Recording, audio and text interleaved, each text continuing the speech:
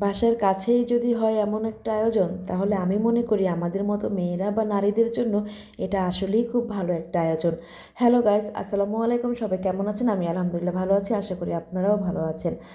আর আজ শুক্রবার, সবাইকে জানাচ্ছি জুমা মোবারক।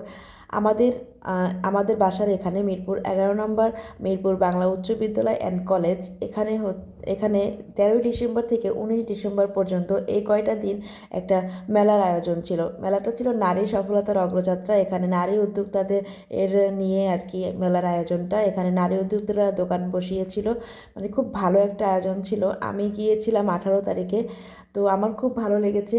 দেখেন কত দোকান বসেছে। প্রথমে ছিল হচ্ছে ডিটারজেন্ট পাউডারের দোকান, তারপরে হচ্ছে কাপড়ের দোকান।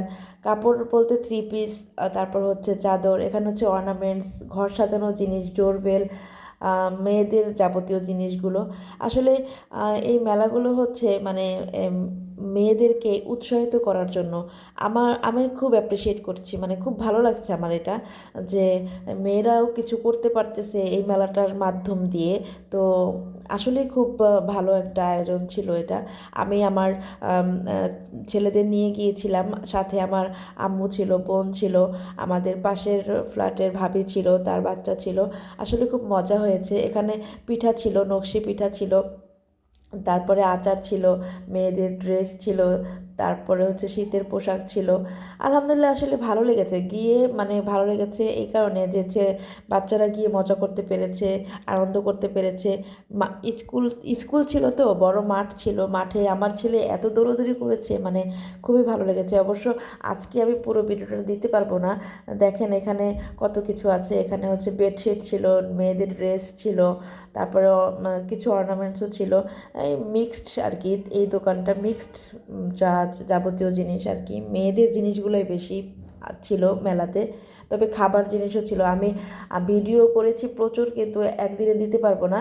আমি পর্ব হিসেবে দিচ্ছি, আজকে প্রথম দিচ্ছি, তারপরে আবার আবার আপনাদের জন্য ভিডিও নিয়ে আসব। আর আসলে আপনাদের কাছে এই জন্যই শেয়ার করা যে আপনারাও দেখেন বা আপনারাও পরিচিত হন। মেলাটা হয়তো প্রতি বছর আমাদের এখানে হবে। ঢাকা মিরপুর 11 নম্বর মিরপুর বাংলা উচ্চ বিদ্যালয় অ্যান্ড কলেজের আঙিনায়। এখানে প্রতি বছরই এই মেলাটা নাকি হবে, এবছর থেকে শুরু করেছে। আসলে নারীদের জন্য যে এই আয়োজনটা করেছে, এটা কি বলবো, উৎসাহিত করার জন্যই আর কি, নারীদেরকে, যে তারাও যেন নিজেরা কিছু করতে পারে। যা অনেক অনেক দোকান বসেছে এখানে, আসলে অনেক কিছু এখানে, খাবারের দোকান থেকে শুরু করে মানে প্রচুর, মানে অনেক ধরনের অনেক আইটেমের দোকান ছিল। আসলে যারা যারা গিয়েছে তারা নাকি আবার রিপিটভাবে আসছে, মানে বাসার কাছে যারা আর কি, যাদের বাসার কাছে, তারা হচ্ছে প্রতিদিনই নাকি যাচ্ছে। আসলে আমার তো প্রতিদিন যাওয়ার মানে মতো অ্যাবিলিটি না, কারণ দুইটা বাচ্চা নিয়ে প্রতিদিন যাওয়ার মতো আমি না আর কি, আমি সেরকম না। যাক, আসলে খুব ভালো লাগছে গিয়ে আমার। এখানে এখানে হচ্ছে স্কেচ করাচ্ছিল, আমার দেখে খুব ভালো লাগছে। স্কেচ করাতে চেয়েছিলাম, কিন্তু ওরা প্রাইসটা খুব বেশি নিয়েছিল, এই জন্য আমি আর স্কেচ করাই নাই।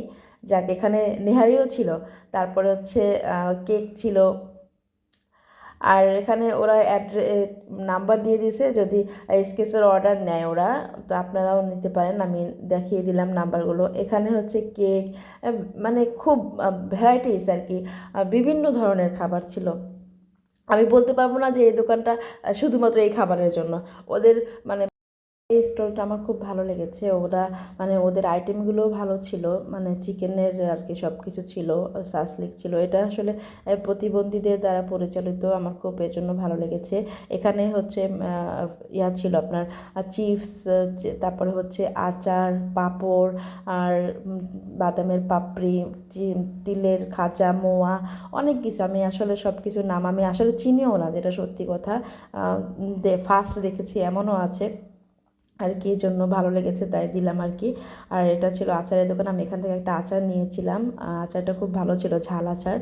আর মরিচের আচার নিয়েছিলাম আমি। এখানেও সেই চিকেন আইটেম।